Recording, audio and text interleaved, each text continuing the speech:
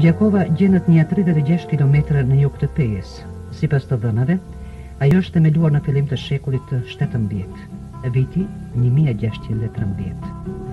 Udhëpërshkruesi Evlia Çelebia thotë se ky vendbanim në vitin 1622 ka pasur 2000 shtëpi dhe 300 dyqane, shënim ky që lejon të supozohet se Gjakova është themeluar edhe më herët.